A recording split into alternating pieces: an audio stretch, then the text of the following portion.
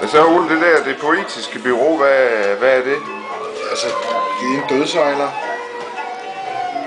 Det er en masse poeter, der ikke tænker på andet end at udgive sin egen litteratur i et væk, ligesom. De skriver, og de trykker, og de holder ferniseringer for sig selv. De dyrker, at der findes noget, der hedder en litteratur, som de selv kan være en skabende kraft i. De søger i fortiden, og de peger lige ind i fremtiden med alt, hvad de laver.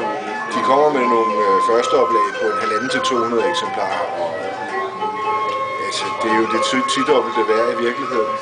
Men de første biblioteksafgifter er også begyndt at komme ind. Jeg tror, der ligger en 4 titler eller sådan noget. 5 måske. Men igen, det kommer jo ikke helt uden til kode, det er jo kun forfattere. Men det er også godt jo, ikke?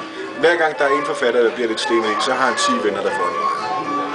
Eller et klap på kinden, eller de finder ud af det sammen på en eller anden måde. Du ved, ikke? Sharing. De pooler alt, fra kærester til biler til sommerhuse. Ja, bureauet er jo et poolested, jo sammenskudskilde af format. Det er med andre ord alt det, som alle andre også gerne vil have.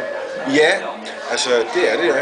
Det er et aktivt fællesskab med masser af interne og genvordige stedigheder. Og nogle få idealer. Noget kærlighed.